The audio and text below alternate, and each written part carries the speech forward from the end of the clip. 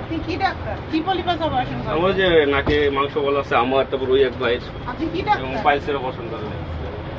কি অবস্থা? আপনার সার্টিফিকেট দেখি, সার্টিফিকেট বের করেন। আপনি বিএমডিসি রেজিস্ট্রেশন নাম্বার কত বলেন?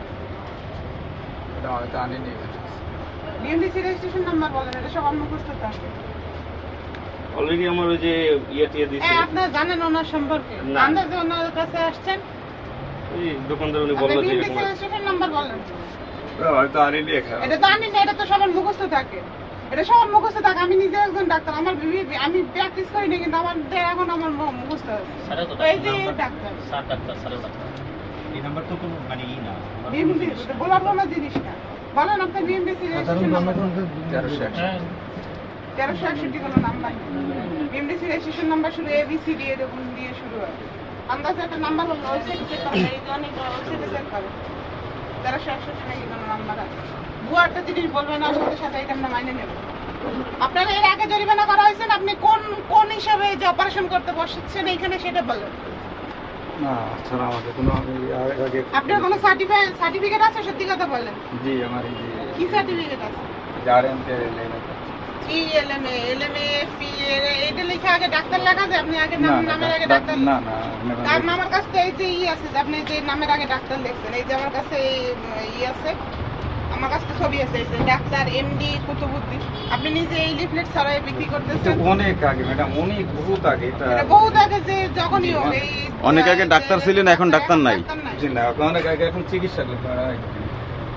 আপনি এলএমএফ কইরা তো প্যারাসিটামলের বেশি, প্যারাসিটামলও লিখতে পারবেন না। ওনারা হচ্ছে কি ওনারা অপারেশন করতে বসছেন কিভাবে? আপনার হাতে নাতে এখানে কি অলরেডি আপনার মেডিসিন দিছে, সিএনজি আপনার মেডিসিন দিছে।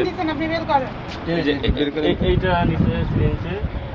তারপর আরো ব্যাগে কি যেন আছে ভিতরে, ব্যাগের ভিতরে। আপনাদের মতো হচ্ছে কি অসচেতন লোকেদের জন্য ওনারা হচ্ছে গিয়ে বারবার আপনার 1 লাখ টাকা জরিমানা, ওনাদের 2 বছর হচ্ছে। এক্ষুনি দেবেন, এই 5 মিনিটের মধ্যে পরিশোধযোগ্য, নাহলে 2 বছর হচ্ছে। আপনি ডাক্তার লিখছেন কিভাবে? ডাক্তার নামের আগে আপনি কোন নিয়মে আপনি ওনারা হচ্ছে গিয়ে ই করতেছেন, এই যে অপারেশন করতেছেন সেটা বলেন। আপনাকে অপারেশন করার পারমিশন কে দিয়েছে? কি সার্টিফিকেট আছে আপনার যে আপনি অপারেশন করতেছেন? ম্যাডাম